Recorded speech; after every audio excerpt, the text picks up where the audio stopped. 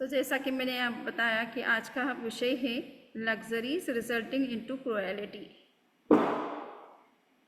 सुविधावाद, सुखवाद, विशेष रूप से जो मटेरियल प्लेजर्स पे कंफर्ट्स और लग्जरीज हैं वो किस तरह से मनुष्य को क्रूर बनाती चली जाती है।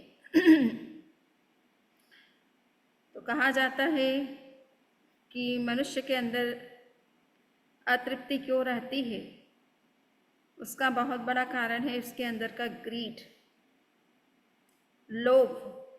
जब तक मनुष्य के अंदर इच्छाएं बढ़ती रहती है, पदार्थ की चाह बढ़ती रहती है, तो वो निरंतर कितना भी कुछ पाले अपने आप में कमी का ही अनुभव करता है।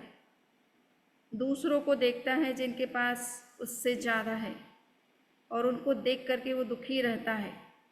उसके पास कमी नहीं है किसी चीज़ की, किंतु दूसरे के पास जितना है उतना उसके पास नहीं है। ये इसी बात का उसे दुख रहता है और उसे पाने के लिए वो जो भी हुक एंड क्रुक जिसे कहते हैं, गलत और सही जो भी तरीके हो सकते हैं उन तरीक़ों को अपनाता है।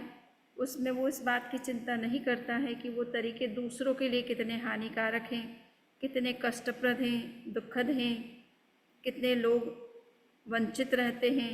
जब हम सारी वेल्थ पर और कहना चाहिए रिसोर्सेस पर अपना अधिकार चाहते हैं। कहा जाता है dissatisfaction is the biggest problem, it gives rise to many crimes and problems.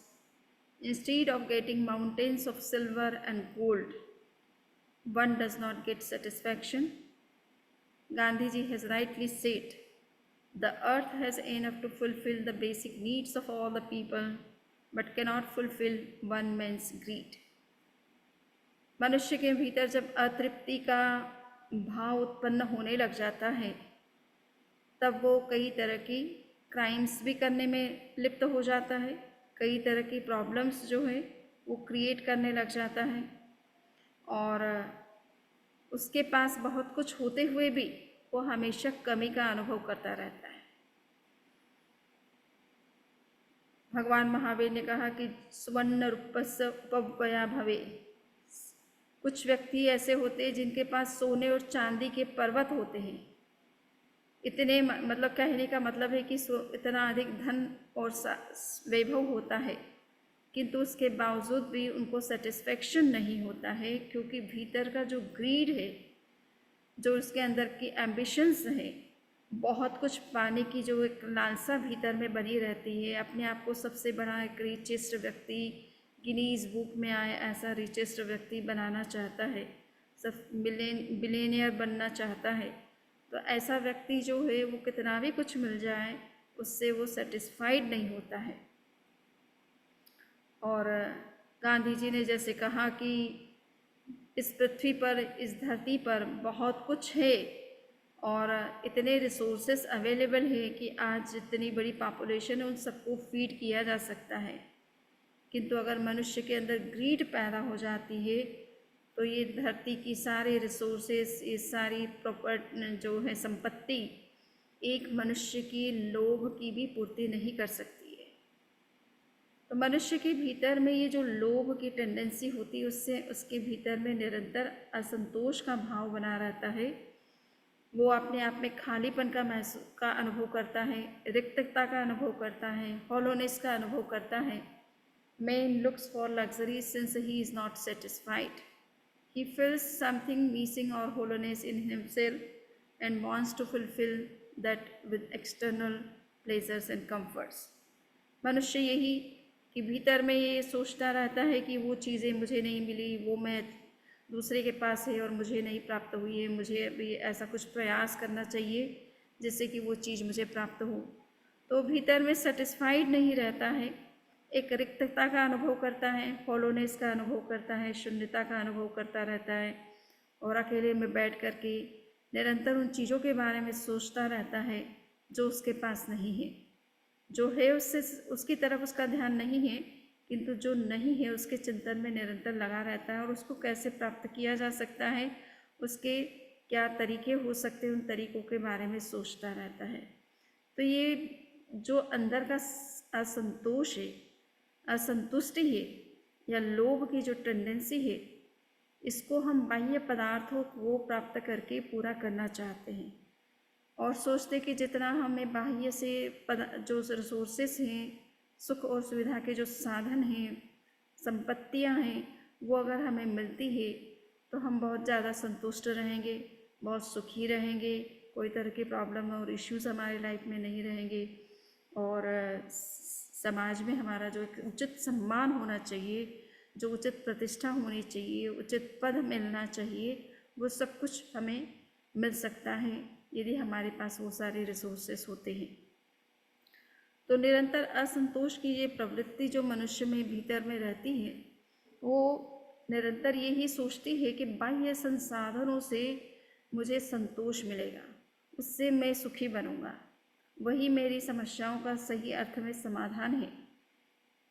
किंतु वो ये नहीं जानता है कि हम कितना भी बाहर से प्राप्त करने की कोशिश करें, उससे संतोष नहीं उल्टा होता है, उल्टी अतृप्ति, असंतोष का जो भाव है, डिससेटिस्फेक्शन का जो भाव है, वो बढ़ता चला जाता है, कम नहीं होता है। कहा जाता है एक गरीब व्यक्ति के पास में बिल्कुल पैसे कुछ नहीं थे, कहीं से उसको 99 रुपये की एक कहना चाहिए कि एक पर्स में सपोज उसको 99 रुपीज़ मिल गए।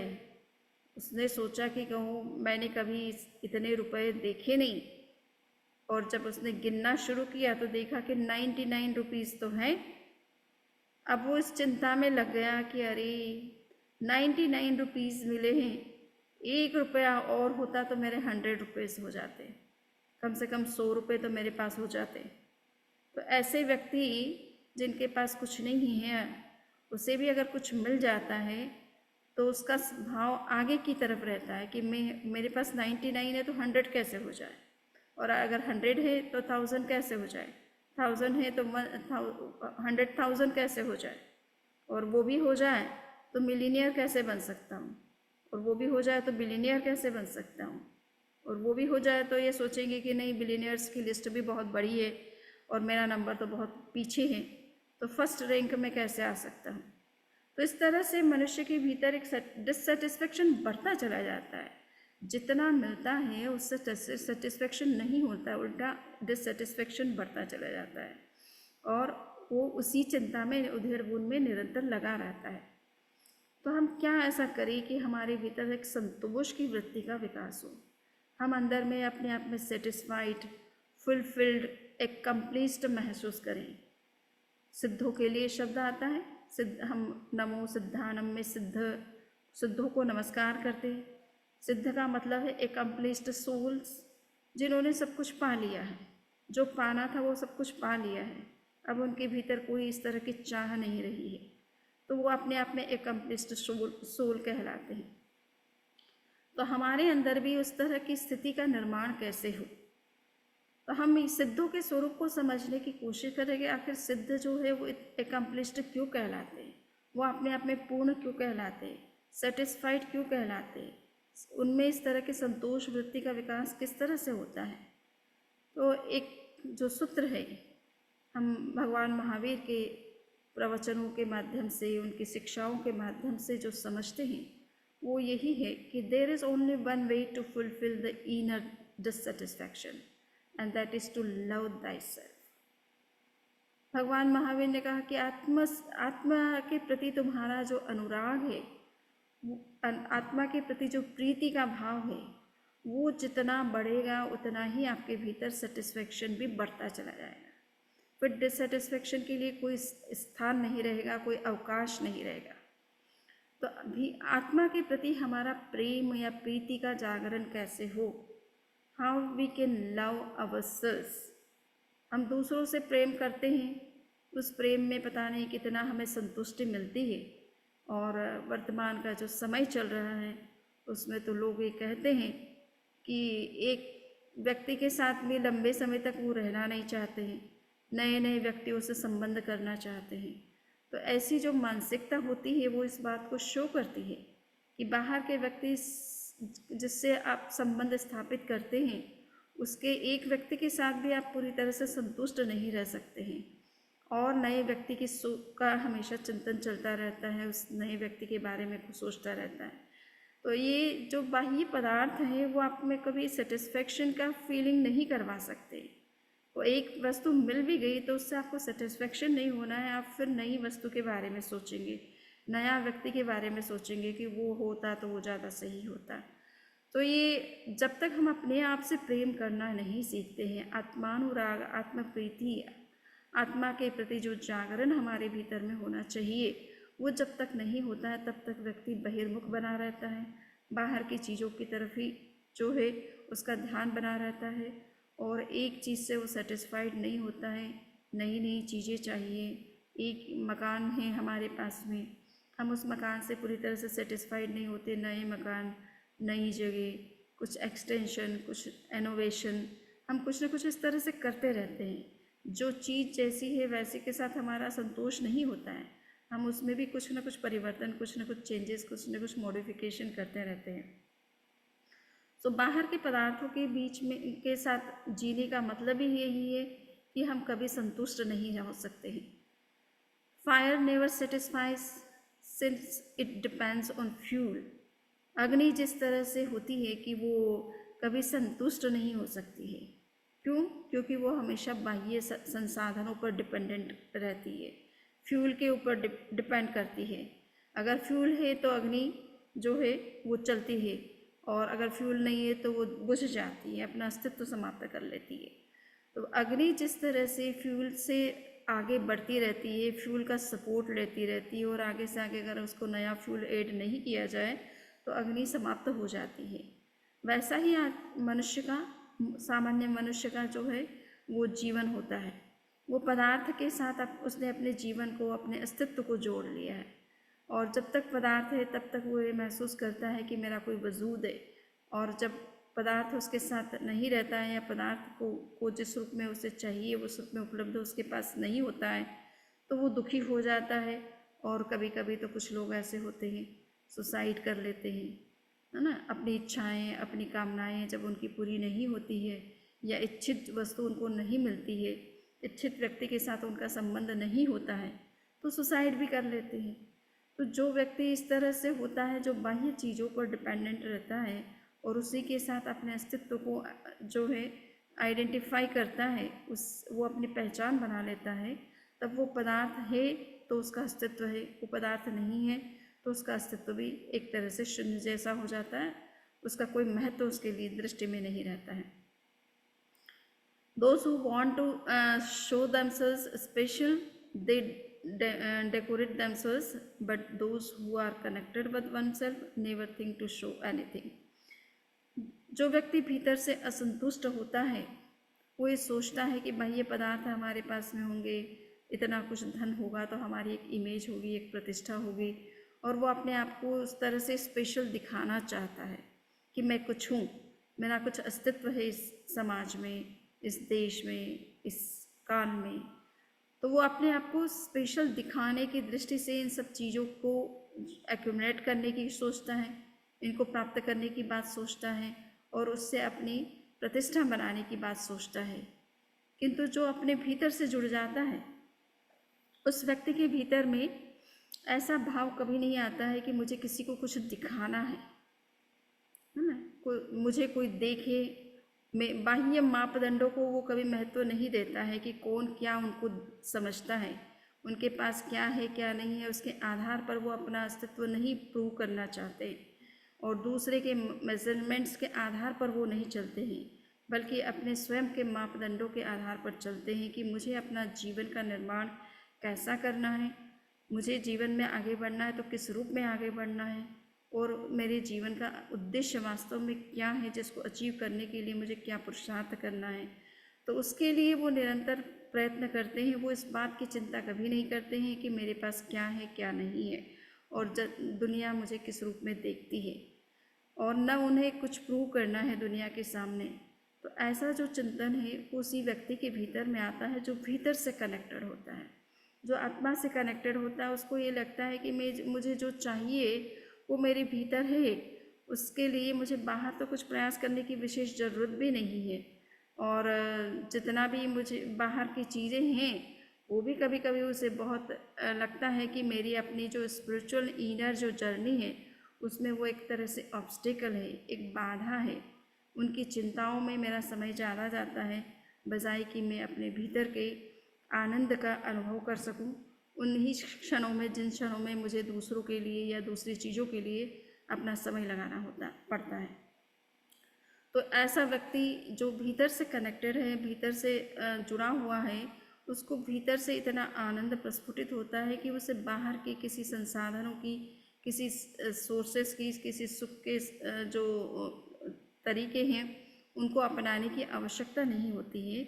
वो अपने आप में संतुष्ट महसूस करता है, उसे लगता ही नहीं कि बाहर से मुझे कुछ पाने की आवश्यकता है। एक बार मैंने शायद स्टोरी कही भी होगी पहले कि एक युवक जिसके पास में कुछ नहीं था और जॉब खोजने की उसने बहुत कोशिश भी की, प्रयत्न भी किया, मेहनत भी करना चाहता था, किंतु भाग्य साथ नहीं दे रहा था। अंत में उसे लगा कि अब इस कंडीशन में और कोई दुनिया में हेल्प नहीं कर सकता है। मुझे साधु साध्वी के अगर योग मिल जाता है और कोई साधु मुझ पर कृपा कर दे तो मेरा जीवन जो है वो सुखमय बीत सकता है, मेरी जो समस्या है उसका समाधान मुझे मिल सकता है। तो एक सन्यासी के पास में वो गया और अपनी सारी प्रॉब्लम्स उनसे कही और कहा कि महाराज अब आप कुछ कृपा करवाएं, मुझे ऐसा कोई उपाय बताएं कि मुझे मेरे जीवन की जो इस फाइनेंशियल जो मेरी प्रॉब्लम है उसका कहीं ना कहीं कुछ ना कुछ सोल्यूशन मिल जाए। तो संत ने कहा कि देखिए, इस चीज़ के लिए तो आपको बाहर में जो लोग इस तरह के आपको हेल्प कर सकते हैं उन लोगों से ही बात करने से कुछ बात बनेगी। मैं इसमें क्या कर सकता हूँ? मैं धर्म का रास्ता दिखा सकता हूँ जिसमें कि संतोष और सुख दोनों ही है, परंतु मैं ये भी समझता हूँ कि गृहस्थ जीवन में जो बेसिक नीड्स हैं उसको फुलफ़िल करना भी उसके लिए एक अहम उसकी नीड बन जाती है। उसको उसके लिए कुछ प्रयास करना ही पड़ता है और अर्थ की उसके लिए आवश्यकता बहुत होती है। तो इसलिए तुम ज़्यादा अच्छा रहेगा कि ऐसे लोगों से बात करो जो तुम्हें कुछ हेल्प कर सके इस मामले में। उसने युवक ने कहा कि महाराज ये संभव नहीं लग रहा मुझे कि कोई मुझे हेल्प कर पाएगा। मैंने पूरी कोशिश कर ली है, मैंने जहाँ कहीं जॉब के लिए अप्लाई करना चाहिए था मैंने अपनी ओर से कोशिश किया है, जो एजुकेशन मुझे पानी चाहिए थी मैंने वो भी एजुकेशन भी मैंने प्राप्त की है, किंतु इन सब और कई लोगों से मैंने जो है कोशिश भी किया कि वो किसी तरह की मुझे जॉब दे दे, परंतु कहीं भी कुछ भी ऐसा योग नहीं बन पा रहा है। लगता है कि मेरा भाग्य साथ नहीं दे रहा है और इस समय अगर आप ही कुछ मेरे लिए कुछ कर सकते हैं तो हो सकता है कि मेरी समस्या का कुछ समाधान हो जाए। संत ने कहा कि देखो, मेरे पास में तो और अब लगता नहीं कि मैं कुछ और तुम्हें हेल्प कर पाऊँगा, पर ये बात एक ज़रूर है कि एक भक्त अभी कुछ समय पहले मेरे पास में आया था और मेरे प्रति बड़ी श्रद्धा रखता है और चूँकि उन्होंने सोचा कि साधु के पास में कोई बाउल वगैरह जो है वो खाने पीने के लिए अच्छा नहीं है, तो उसने अपने पास में एक सोने का उसके पास एक बाउल था तो वो मुझे भेंट में दे करके गया, बट मैंने उसको अपने पास में नहीं रखा। जैसे ही वो चला गया तो मुझे लगा कि इसको कहीं कोई उठा कर न ले जाए, कोई चोर ना आ जाए मेरी कुटिया में। तो मेरी साधना मुझे लगा कि बहुत ही डिस्टर्ब हो रही है इससे, तो मैंने उसको अपने पास की एक नदी है उस नदी के किनारे उसको मैंने फेंक दिया है। अगर तुम्हें वहाँ पर पड़ा हुआ वो मिल जाए बाउल तो तुम वो ले सकते हो सकता है तुम्हारी समस्या का कुछ सीमा तक समाधान हो जाए। और वो वहाँ जाता भी है, मिल भी जाता है। लेकर के जब वो जाने लगता है तो उसके चरण, उसके कदम जो है अपने घर की तरफ न बढ़ कर के पुनः कुटिया की तरफ उल्टे चलने लग जाते हैं। तो उसने साधु ने देखा कि वो वापस उनकी कुटिया में आ रहा है तो उन्होंने बाहर से उससे पूछा कि क्या बात है, तुम्हें कटोरा मिला नहीं या वो बाउल जो सोने का मैंने तुम्हें कहा वो मिला नहीं? उसने कहा मिल तो गया है, तो फिर अब क्या समस्या है तुम्हारी? बोले समस्या अब कुछ नहीं है, एक ही प्रश्न है कि आप इस तरह से सोने के बाउल को इस तरह से नदी के वहाँ फेंक सकते हैं और अपने पास कुछ भी नहीं है, फिर भी आप बड़े संतुष्ट नज़र आते हैं। तो आप ऐसा क्या ऐसी चीज़ है कि आपको सोने और चांदी जैसी चीज़ें भी मूल्यवान नहीं नज़र आती है, उनकी सुरक्षा उसे अपने पास में आप रखना पसंद नहीं करते हैं, ऐसी चीज़ों को भी आप फेंक सकते हैं।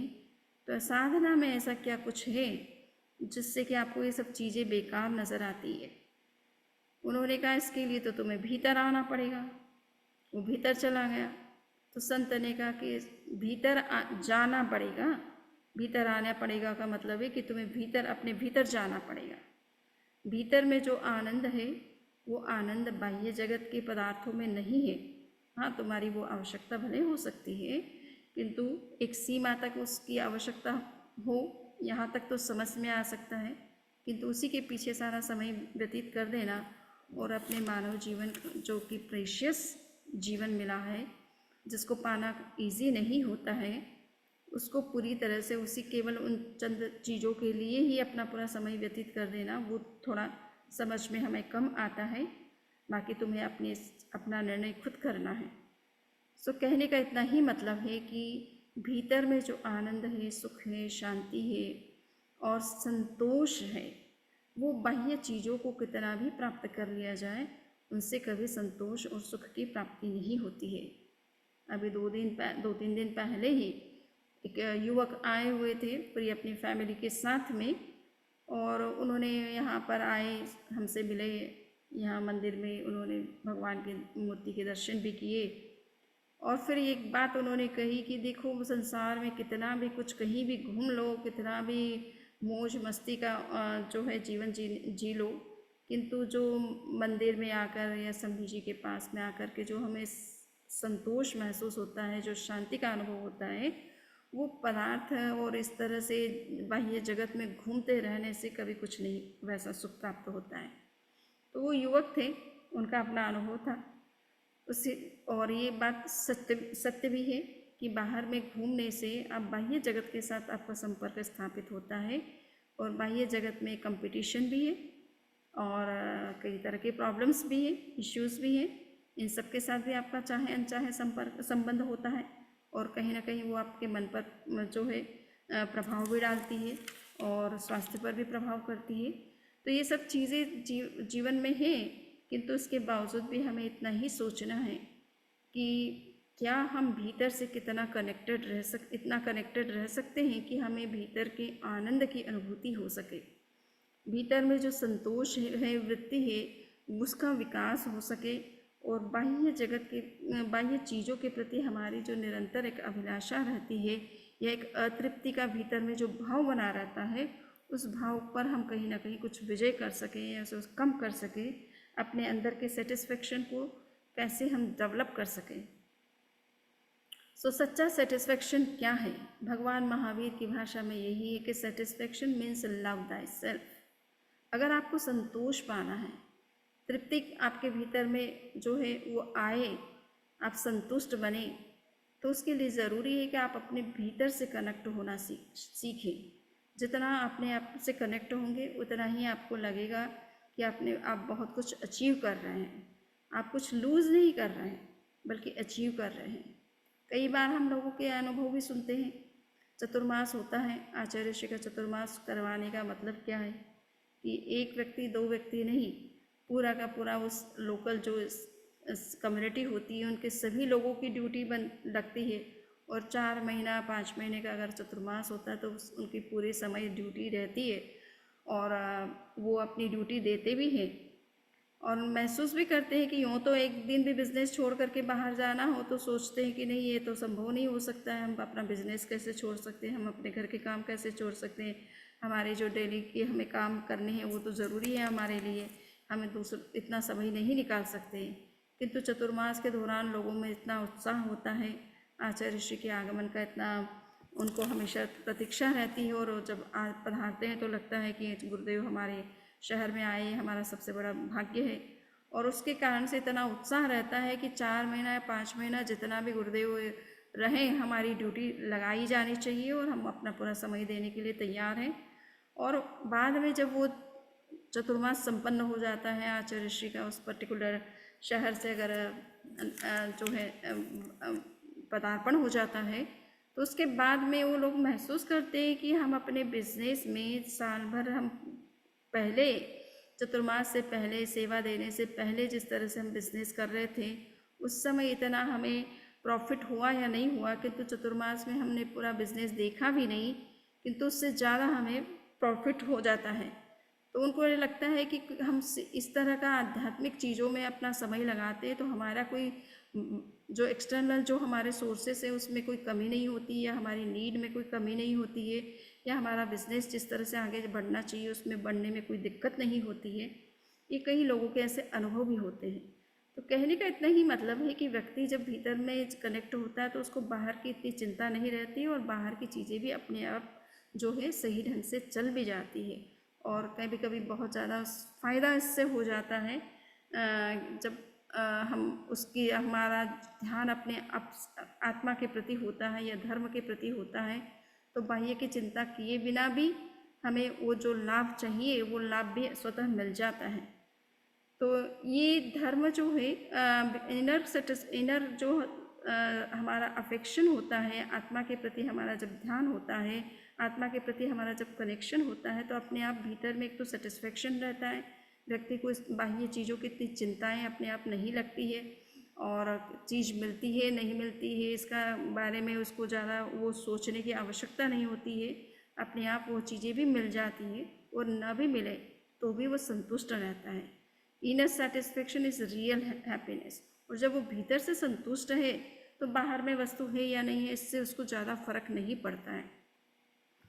हम देखते ही हैं, साधु साध्वी हो चाहे आचार्य हो, सब संपन्न घरों से आते हैं लगभग, और उनके कोई कमी नहीं थी, किंतु साधु जीवन में आने के बाद न तो घर है, न प्रॉपर्टी है, न बैंक बैलेंस है, इवन 2 टाइम खाना, 1 टाइम सुबह उठ करके क्या खाना मिलेगा नहीं मिलेगा इसकी भी वो चिंता नहीं करते हैं। मिलता है तो अच्छी बात है, नहीं मिलता है तो भी उसमें भी खुश रहते हैं। तो जब व्यक्ति भीतर से कनेक्ट होता है तो उसको ये सब चीज़ों की चिंताएं विशेष रहती नहीं है, वो इन चीज़ों को ज़्यादा इम्पोर्टेंस अपने लाइफ में देता नहीं है, और इसलिए वो हर कंडीशन में खुश रह सकता है। भगवान महावीर ने 4थे अध्याय जो आचारांग सूत्र का उसका 14वें सूत्र में जो एक बात विशेष कही है कि 2 people कैनॉट प्रैक्टिस रिलीजन। 2 तरह के व्यक्ति हैं इस संसार में जो कि कभी धर्म का आचरण नहीं कर सकते, और वो कौन है? जो डिससेटिस्फाइड है, और दूसरा है नेग्लिजेंट है। अट्टावी संता अधुआ पमत्ता, यानी या तो वो आर्त है, यानी बाह्य चीज़ों की चिंताओं में डूबा हुआ है, धन नहीं है तो उसकी चिंता में डूबा हुआ है, रिसोर्सेस नहीं है तो उसकी चिंता में डूबा हुआ है, या परिवार की जो कुछ प्रॉब्लम्स है उस उनकी चिंताओं में डूबा हुआ है। तो ऐसा व्यक्ति जो कि निरंतर भीतर से असंतुष्ट रहता है, सेटिस्फाइड नहीं रहता है, बाह्य चीज़ों की अभिलाषा जिसके अंदर बनी रहती है, ऐसा व्यक्ति आर्त व्यक्ति कहलाता है। कोई चीज़ अनुकूल वस्तु थी और वो अगर लॉस्ट हो जाती है, किसी कारण से नष्ट हो जाती है, या कोई प्रिय व्यक्ति भी चला जाता है तो वो दुखी बन जाता है, उसी को कहते हैं आर्त व्यक्ति। अनुकूल वस्तु का संयोग नहीं होता है इससे दुखी हो जाता है, या अनुकूल वस्तु थी पास में किंतु वो किसी कारण से नष्ट हो जाती है, दूर चली जाती है, या किसी कारण से उस चीज़ का नुकसान हो जाता है तो वो उससे दुखी बन जाता है। तो ऐसे आर्त व्यक्ति जो कि बाह्य वस्तु को इतना ज़्यादा इम्पोर्टेंस देते हैं कि अपने अस्तित्व को भी भूल जाते हैं, और अपने आप को बहुत दुखी और असहाय महसूस करने लग जाते हैं, और लगता है कि इसके बिना मेरा जीवन कुछ नहीं है। ऐसे व्यक्ति जो होते हैं वो कभी धर्म नहीं कर पाते हैं, वो निरंतर चिंताओं में, शोक में और डिप्रेशन में, इस तरह की कंडीशन में डूबे रहते हैं, उनका बाहर आना थोड़ा मुश्किल होता है। और दूसरा व्यक्ति होता है नेग्लिजेंट। नेग्लिजेंट है ना प्रमत्त व्यक्ति, जो व्यक्ति प्रमादी होता है। प्रमादी का मतलब कभी कभी कुछ ऐसी आदतें भीतर में व्यक्ति के हो जाती है। कुछ लोग मान लीजिए कि शराब का नशा है, अगर शराब नहीं मिली तो उनका चित्त जो है वो बिल्कुल अस्थिर हो जाता है, अनस्टेबल हो जाता है, और कहीं भी उनको मन उनका नहीं लगता है। तो कुछ व्यक्ति जो नशे की आदत में पड़ जाते हैं उनके लिए बड़ा मुश्किल है कि वो त्याग कर सके, संयम कर सके, धर्म की उपासना कर सके। तो और इसी तरह से कोई प्रमादी व्यक्ति है, आलस्य बहुत अधिक है। कहा जाता है आलस्यो ही मनुष्याणाम शरीरस्थो महारिपु। आलस्य एक तरह से मनुष्य के शरीर में रहने वाला सबसे बड़ा शत्रु है। उसके रहते हुए मनुष्य धर्म का आचरण नहीं कर सकता है। तत्वार्थ सूत्र है, और आचार्य उमास्वाति ने तत्वार्थ सूत्र की रचना की है। उसमें जब उन्होंने हिंसा को परिभाषित किया है कि व्हाट इज़ वायलेंस, तो वो कहते प्रमत्त योगात प्राण व्यपरोपणम हिंसा। जब कोई व्यक्ति प्रमाद में यानी दूसरे जीवों के अस्तित्व को जब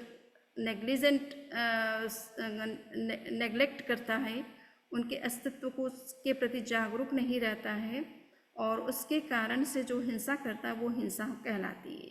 इन्हें प्रमाद के कारण से जो हिंसा होती है उसे हिंसा कहा गया है। अप्रमत्त व्यक्ति के द्वारा भी कभी कभी हिंसा हो सकती है। तीर्थंकरों के द्वारा भी कभी कभी पैदल चल रहे हैं, अचानक उनका पैर रखने का हो और उसी समय कोई नीचे उड़ करके कोई मान लीजिए पतंगा आ गया या कोई कीट आ गया और उनके पैर के रखने के साथ ही वो जो है नीचे आने से मर गया, तो उन्हें पाप नहीं लगेगा क्योंकि वो पूर्ण रूप से अप्रमत्त है, वो पूरी तरह से जागरूक हैं। उन्होंने हर स्टेप को रखने से पहले जगह को वो देखते हैं और ये कोशिश करते हैं कि उनके द्वारा कोई तरह के प्राणी को किसी रूप में भी हर्ट नहीं हो। तो वो पूरी तरह से अपनी ओर से पूरी तरह से जागरूक होते हैं, अप्रमत्त होते हैं, कषाय मुक्त होते हैं। ऐसी स्थिति में उनके द्वारा किसी तरह का उनके अंदर हिंसा का भाव नहीं होता, न किसी तरह की प्रमाद होता है।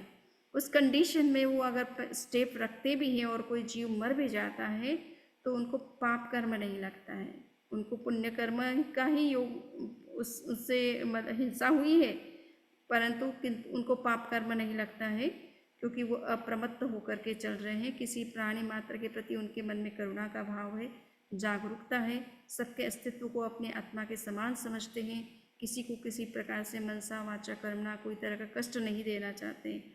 तो ऐसे व्यक्ति के द्वारा अगर हिंसा हो भी जाती है तो उनको पाप कर्म नहीं लगता है, पुण्य कर्म का ही बंध होता है उस कंडीशन में भी। परंतु हमें ये समझना है कि आम व्यक्ति इस तरह से नहीं होता है, उसके भीतर में इतनी जागरूकता नहीं होती है, इतना अप्रमाद नहीं होता है, कषाय से वो पूरी तरह से मुक्त नहीं होता है।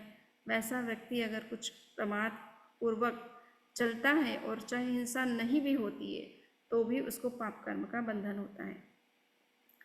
तो एक प्रमत्त व्यक्ति जो होता है वो धर्म का आचरण नहीं कर सकता। जो प्रमादी है, आलसी है, समय पर उठना, सामायिक करना, ध्यान करना, स्वाध्याय करना उसके लिए संभव नहीं होता है। वो उठेगा तो ऐसे समय उठेगा कि उसको बस ऑफिस जाने का ही समय रहा, अब उस समय कैसे वो सामायिक के लिए समय निकालेगा या माला के लिए समय निकालेगा या ध्यान मेडिटेशन के लिए सोचेगा या एक्सरसाइज करने की बात सोचेगा, उसके लिए मुश्किल है। सो प्रमादी व्यक्ति धर्म नहीं कर सकता है और भौतिक जो अभिलाषा रखता है, भौतिक पदार्थों की जिसके अंदर बहुत अधिक चाह रहती है, जो अंदर से अतृप्त हमेशा अपने आप को महसूस करता है, जिसके अंदर संतोष की वृत्ति का विकास नहीं होता है, ऐसे व्यक्ति के लिए भी धर्म करना बड़ा कठिन होता है। और जब वो धर्म किसी के जीवन में धर्म नहीं होता तो फिर क्या होगा? वो उन चीज़ों को पाने के लिए कोई भी गलत और अनैतिक तरीके भी काम ले सकता है। और अनैतिक तरीके को काम में लेने का मतलब है कि आपके भीतर में वो क्रूरता है, करुणा का अभाव है। आप गलत किसी के साथ तभी कर सकते हैं जब आपके भीतर में करुणा का अभाव होता है। अहिंसा का अभाव जिस रूप में विकसित होना चाहिए उस रूप में नहीं होता है। दूसरे को हम कष्ट दे करके अपनी इच्छाओं को पूरा करना या अपने लिए जो है प्रॉफिट ज़्यादा सोचना और दूसरों के कष्ट के बारे में न सोचना, ये एक तरह से धार्मिक व्यक्ति का लक्षण नहीं होता है। तो जो धर्म करता है वो व्यक्ति कभी दूसरों को कष्ट नहीं दे सकता, और जो पदार्थ की चाह रखता है बहुत अधिक और उसके लिए अनैतिक तरीक़ों को काम लेता है, करप्शन में इन्वॉल्व होता है, दूसरों का शोषण करता है, वो निश्चित रूप से धार्मिक हो नहीं सकता है। सो ऐसे व्यक्ति के लिए ये धर्म करना भी मुश्किल है और वो निश्चित रूप से उसके जीवन में जो है करप्शन भी बढ़ता रहता है और क्रूएलिटी भी बढ़ती रहती है और विलासिता जो है वो घर करती चली जाती है।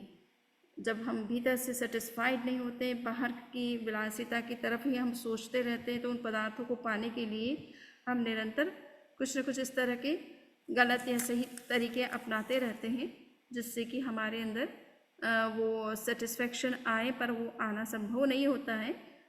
हम भीतर से हमेशा असंतुष्ट ही बने रहते हैं। इन गलत तरीक़ों से हम जो कुछ भी प्राप्त करते हैं वो मिलने पर भी हम असंतुष्ट ही बने रहते हैं और हमारे अंदर क्रुएलिटी और विलासिता बढ़ती भले जाती है, परंतु हम उससे अपने आप को ऊपर उठाने की बात सोचने की तरफ ध्यान नहीं देते हैं, क्योंकि हमने ये सूत्र समझा ही नहीं है कि सुख और संतोष कहाँ पर है। हम सुख और संतोष को जब बाहर ही बाहर खोजते हैं तो भीतर खोजने वाला जो चीज़ है वो हमें समझ में नहीं आती है, और जो भीतर में जुड़े होते हैं उनको हम ये समझते हैं कि वो तो फालतू अपना समय लगा रहे हैं। जब बाहर में इतना जगत में सुख और सुविधा के साधन उपलब्ध हैं तो फिर इतना कष्ट क्यों उठाते हैं? क्या ज़रूरत है घर को त्यागने की? क्या ज़रूरत है ये फास्टिंग करने की? क्या ज़रूरत है इस तरह के जो है साधना के ऐसे उपक्रम करने की जिसमें कि जो है मनुष्य को कष्ट होता हो, दुख होता हो, पीड़ा होती हो? तो उसका चिंतन भी हमेशा ये रहता है कि जो दूसरा जो भी आत्मा के बारे में सोच रहा है, कुछ कर भी रहा है, तो उसको भी वह सही दृष्टि से नहीं देखता है और ये सोचता है कि क्या संसार में इतने सुख और के संसाधन हैं, उनका उपयोग करने की बजाय इस तरह के कठोर मार्ग पर चलना कोई समझदारी की बात नहीं होती है। तो ये हम देख रहे हैं कि जब व्यक्ति के भीतर में असंतोष का भाव रहता है, और असंतोष का मतलब इतना ही है कि जिसका बाह्य जगत के प्रति जो है वो निरंतर ये चाह बनी रहती है कि वो बाहर से अपने आप को संतुष्ट करने की बात सोचता है, बाह्य संसाधनों को प्राप्त करने की बात पर ज़्यादा ध्यान देता है, उन्हीं का जीवन में ज़्यादा महत्व समझता है और उनको पाने के लिए चाहे सही या गलत कोई भी तरीके अपनाने के लिए तैयार रहता है। ऐसा व्यक्ति जो है वो निश्चित रूप से जो है गलत कामों और अनैतिक कामों को करने में उसे संकोच नहीं होता है और वो धर्म से निरंतर दूर होता चला जाता है। सो धर्म के लिए आवश्यक है कि हम अपने आप में संतुष्ट रहना भी सीखें। हमारे पास जो कुछ है उसको हम पहले तो अच्छी तरह से उनका उपयोग कर लें और ज़रूरत के हिसाब से हम सही तरीके से मेहनत भी करते रहें। नैतिक तरीक़ों से अगर हम चलते हैं तो हम उन चीज़ों को प्राप्त कर सकते हैं। अनैतिक तरीके भी प्राप्त करने के हैं, धन को प्राप्त करने के, और नैतिक तरीके भी हैं, किंतु अगर हम नैतिक तरीक़ों से चलते हैं तो हम धर्म की भी रक्षा करते हैं, धर्म का भी पालन करते हैं और साथ साथ में हमारी अपनी ज़रूरतें उनको भी हम अच्छी तरह से पूरा कर सकते हैं। और कभी कभी तो ऐसा महसूस होता है कि जो व्यक्ति धर्म के मार्ग से चलता है वो निश्चित रूप से अपने पुण्य का जो है वो वृद्धि करता रहता है, अपनी आत्मा की शुद्धि तो करता ही है और साथ साथ में पुण्य का भी अर्जन करता रहता है, और इसका पुण्य के अर्जन के कारण से उसके जीवन में कभी कोई किसी तरह की कमी नहीं होती है, उल्टी वृद्धि ही होती है। किंतु इस बात को समझना हर किसी व्यक्ति के बस की बात नहीं होती है। आम व्यक्ति दूसरों को या आसपास के व्यक्ति क्या कर रहे हैं और किस तरह से आगे बढ़ रहे हैं उन्हीं तरीक़ों को अपना जो है महत्व देता है और उन्हीं को समझता है कि यही हमारे लिए काम के हैं और ये साधना के मार्ग या धर्म के मार्ग या आत्मा से कनेक्ट होने वाले मार्ग, इससे हमें कुछ नहीं मिलना है। तो ऐसे मिथ्या दृष्टि जीव भी संसार में होते हैं जो इस तरह का चिंतन रखते हैं और वो धर्म का सही रूप में आचरण नहीं कर पाते हैं। बाह्य बहुत सारी चीज़ें पा करके भी भीतर में हमेशा असंतुष्ट बने रहते हैं और क्रूरता और शोषण इन चीज़ों में आगे से आगे वो लिप्त भी होते रहते हैं। तो हमें इस विषय में भगवान महावीर के इस चिंतन को समझना है कि हमें न तो आर्त बनना है न प्रमत्त बनना है और अपने आप से कनेक्ट होने का ज़्यादा से ज़्यादा प्रयास करना है। भीतर का जो संतोष है उस संतोष धन को पाने का विशेष प्रयास करना है। कहा जाता है गोधन गजधन बाजी धन और रतन धन खान, जब आए संतोष धन सब धन धूल समान। जब व्यक्ति के अंदर आंतरिक संतोष पैदा होने लग जाता है, इनर सेटिस्फेक्शन जब आने लग जाता है, तो फिर ये सारे बाह्य जितने भी प्रकार के धन हैं वो उसे धूल के समान प्रतीत होने लग जाते हैं। कहा जाता है दो साधक थे, राका और बांका। तो बांका जो है पत्नी थी संभवतः, राका और वो दोनों एक कहीं जा रहे थे और जंगल से होकर के गुजर रहे थे राका ने देखा कि एक कोई सोने का कोई आभूषण है, कंगन जैसा, और वो पड़ा है, किसी का गिर गया है। पर उन्होंने, वो चूँकि साधक थे, भीतर से संतुष्ट थे, आत्मा से निरंतर जुड़े रहते थे और साधना में लगे रहते थे, तो उनको तो उस चीज़ की ज़रूरत नहीं थी। किंतु सोचा कि मेरी पत्नी बाका, क्योंकि स्त्रियों का धन के प्रति और स्वर्ण के आभूषणों के प्रति विशेष आकर्षण रहता है, तो कहीं पत्नी जो है वो भी साधना कर जरूर रही है, किंतु उसका इस आभूषण को देख करके कहीं आकर्षण न हो जाए और इसको वो ले न ले, तो इसलिए उन्होंने उसको उसके ऊपर एक मिट्टी डाल दी। पीछे से बांका आई तो उसने, वो देख रही थी कि राका उसके उनके पतिदेव क्या कर रहे हैं, और उसको तो पता था कि वो क्या चीज़ है।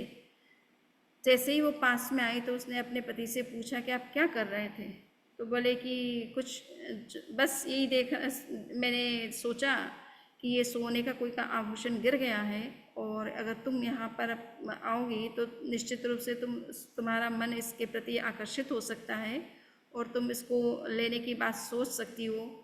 और चूँकि हम अभी साधना में लगे हुए हैं और इसलिए हमें अपने मार्ग से भटकना नहीं है, इन चीज़ों में उलझना नहीं है, और इसलिए मैंने इसके ऊपर मिट्टी डाल दी है। तो बाका ने कहा कि बहुत आश्चर्य होता है कि आप साधना कर रहे हैं, किंतु अभी भी आपको लगता है कि साधना थोड़ी और करने की आवश्यकता है। तो उन्होंने, राका ने कहा कि क्यों, किस लिए? कि मैं तो ये समझ रही हूँ कि ये सोना या चांदी नहीं, ये मिट्टी है। आपने मिट्टी के ऊपर मिट्टी डाला है, किंतु आपकी दृष्टि में अभी भी वो सोना है। मेरी दृष्टि में तो मिट्टी है, किंतु आपकी दृष्टि में अभी भी वो सोना है, और इसीलिए आपने उस पर मिट्टी डालने का प्रयास किया है।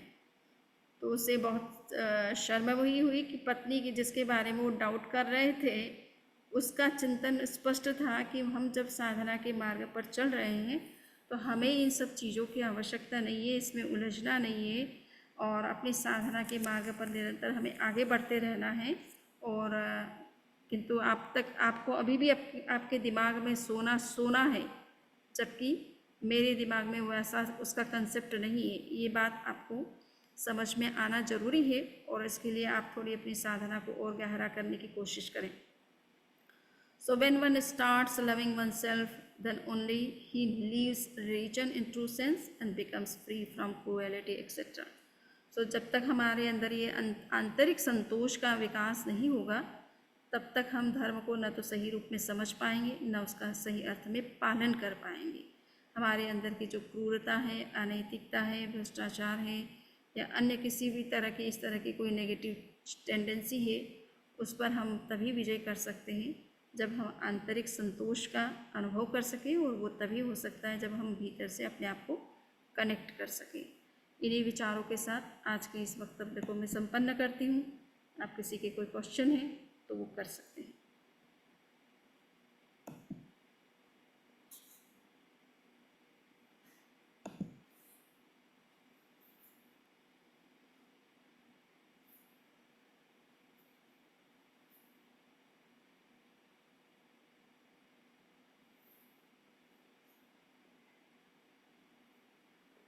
अनम्यूट कर रही हूँ।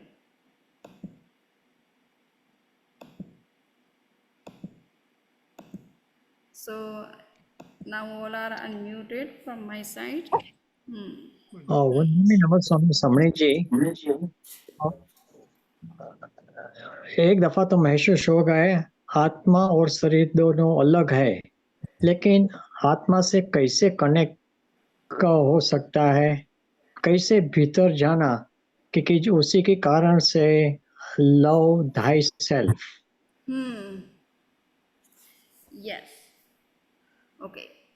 सो देखिए, ये आत्मा और शरीर एक दूसरे से अलग है, ये बात तो ठीक है, ये हमें समझना तो है, किंतु ये तभी समझ में आएगी जब हम सिद्धावस्था को प्राप्त करेंगे।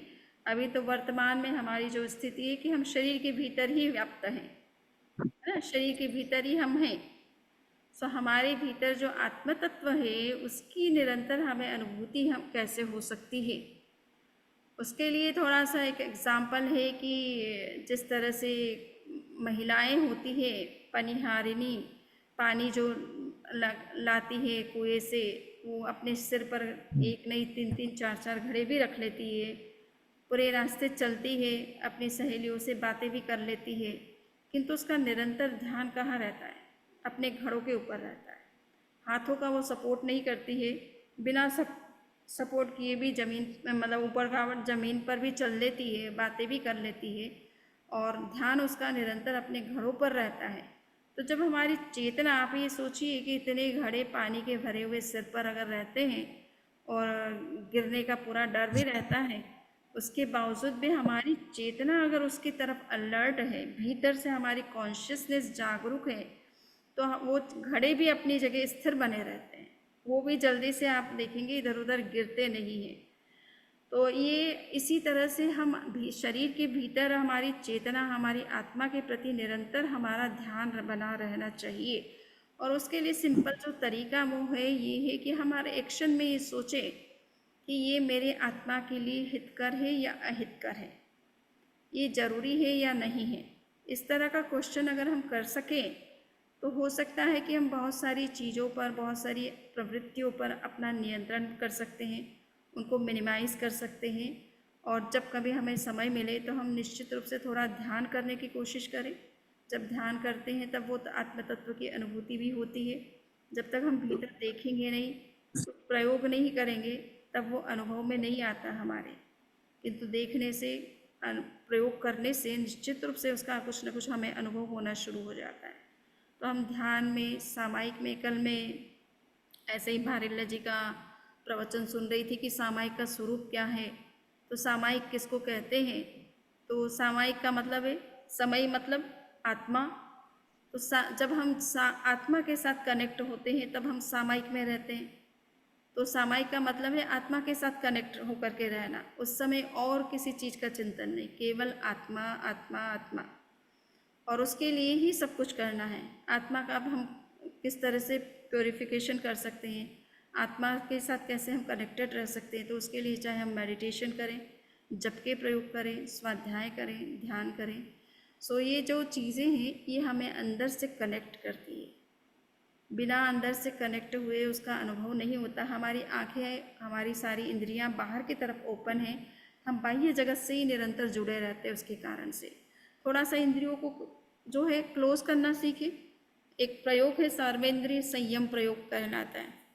सर्वेंद्रिय संयम में क्या होता है कि हमारी ये पांचों अंगुलियां हैं, हम उनको अपने एक एक इंद्रिय के, जैसे अंगूठा है वो कान में लगा दिया तो कान बंद हो गया, आँखों पे रखा है, ये दोनों अंगुलियां जो हमारी तर्जनी अंगुली है उसको आँखों पे रखा, ये मध्यमा मिडल अंगुली है उसको नाक पर, दोनों हाथों को साथ में आप यूज़ करेंगे तो नाक पर रखा, और ये जो है दो लास्ट की फिंगर से उसको हमारे होठों पर, लिप्स के ऊपर।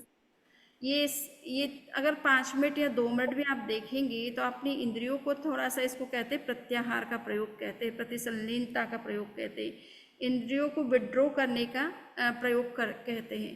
जब आप बाहर से इंद्रियों को विड्रॉ करोगे तो बाहर के जगत से उनका संपर्क कम होगा और वो फिर भीतर से वही चेतना शक्ति जो इंद्रियों के माध्यम से बाह्य जगत के साथ संपर्क स्थापित कर रही है, वही चेतना शक्ति आपके अंदर में आपके आत्मा से कनेक्ट करने का काम करना शुरू करेगी। तो एक ये छोटे छोटे प्रयोग भी अगर 5 मिनट के लिए भी, 2 मिनट के लिए भी हम करते हैं तो आपको आत्म तत्व की अनुभूति होना जब शुरू हो जाएगी तो अपने आप फिर आपके ध्यान में भी गति होने लग जाएगी, आपकी रुचि बढ़ने लग जाएगी। फिर एक नहीं, दो नहीं, 10-10 सामायिक लोग कर लेते हैं इंडिया में, और कई हमारे अमराबाई भी यहाँ पर एग्जाम्पल है, सुबह से शाम कितनी सामायिक कर लेते हैं। क्योंकि जब आत्मा की लगन लग गई जिसको, वो सोचता है कि नहीं अब मुझे बाह्य चीज़ों से डिस्कनेक्ट होकर के अपने आप से ही कनेक्ट होना है, और उसके लिए मुझे दिन भर जाप है, ध्यान है, स्वाध्याय है, अनुपूर्वी है, कुछ न कुछ आध्यात्मिक क्रियाओं में वो लगे रहते हैं। तो ये प्रयोग से हम अपने आप से कनेक्ट हो सकते हैं। शुरुआत हम चाहे 5 मिनट, 10 मिनट, जो हमें समय मिल रहा है उससे करें, परंतु अपने आप से कनेक्ट होने का प्रयास भी करें। और दूसरे जो कुछ भी हम प्रवृत्ति बाह्य जगत में कर रहे हैं उसमें निरंतर ये सोचने की आवश्यकता है कि ये हमारे लिए कितनी ज़रूरी है और इससे हमारा आत्महित कितना हो सधरा। अगर ये हम सोच सकें तो हो सकता है कि आपको बस रास्ता मिल जाए। बंदामी, आपने तो 45 मिनट में सारे धर्म का मर्म समझा दिया। बस यही तो है। बिल्कुल सही बात है। आपने गुरुदेव का मूल में है सब कुछ, उनका दिया हुआ ज्ञान है। मैं तो जस्ट कन्वे करने की कोशिश कर रही हूँ। बट यस, भगवान महावीर ने हमको जिस तरह की शिक्षाएं दी है वो मूल आत्मधर्म है उनका, तो है ना। आत्मा, know thyself and realise your thyself, ये उनका मैसेज है। शुरुआत आत्मज्ञान से होती है और अंत भी जो है आत्मज्ञान से ही होता है।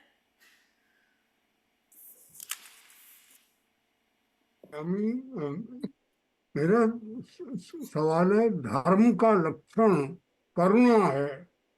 ये इसमें महाप्रज्ञ जी ने लिखा है कि धर्म का पहला लक्षण करुणा है। यदि करुणा है तो दूसरा इन्वॉल्व होगा ही। धर्म का लक्षण करुणा है, परंतु ये करुणा, जब तक आप आत्म तत्व को नहीं समझेंगे तब करुणा को भी नहीं समझ पाएंगे। इसलिए कहा जाता है कि आत्मज्ञान बहुत ज़रूरी है। आप दूसरों के प्रति तभी आप करुणा आपके अंदर हो सकती है जब आपको पता चले कि हम, मेरी आत्मा और उनकी आत्मा में कोई फ़र्क नहीं है। मुझे जिस तरह से दुख होता है वैसे ही दूसरे सामने वाले को भी होता है ना।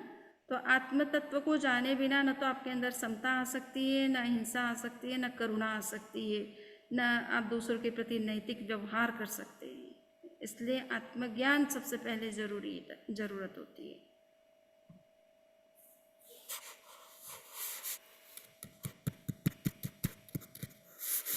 समय के मंगल पाठ। चलिए, चत्तारि मंगलम अरहंता मंगलम सिद्धा मंगलम साहु मंगलम केवली पुन्नतो धम्मो मंगलम। चत्तारि लघुत्तमा अरहंता लघुत्तमा सिद्धा लघुत्तमा साहु लघुत्तमा केवली पुन्नतो धम्मो लघुत्तमो। चत्तारि शरणं पवच्चामि अरहन्ति शरणं पवच्चामि सिद्धि शरणं पवच्चामि साहु शरणं पवच्चामि केवली पुन्नतं धम्मं शरणं पवच्चामि। वंदामि नमन स्वामी स्वामी जी। वंदामि नमः स्वामी स्वामी जी। सुख साता में वंदामि नमः स्वामी वंदामि जी। नमः स्वामी स्वामी जी। वंदे नमन स्वामी स्वामी जी। कृतज्ञ वंदन। सुरेंद्र, वंदामि नमः स्वामी स्वामी जी। बारंबार वंदना करते हैं आपकी सुख साता की। वंदामि नमन स्वामी स्वामी जी। ठीक है। वंदामि स्वामी जी। हाँ, मध्याह्न वंदामि स्वामी जी। दिव्येश भाई, यस। वंदे नमन स्वामी गणपत जी, यस। शिल्पा, जय कमल। मध्याह्न वंदामि स्वामी जी। वंदामि नमः स्वामी श्रमणे जी। यस। वंदे उपवास। उपवास हाँ, क्यों? कल चतुर्दशी इसलिए? नहीं रेगुलर चलते हैं वंदे। आज है 14 तो आज है। आज है? हाँ 14 12-13 बेड़ी हुई है इन्हें। ओह अच्छा, ठीक है। धारणा प्रमाण बस। योग से एक योग से दिन में 3 आहार का और रात्रि में 4 आहार का त्याग है। हाँ। ठीक है। बस है नहीं। हाँ हाँ हाँ, ओके, ठीक। वंदन। आराम।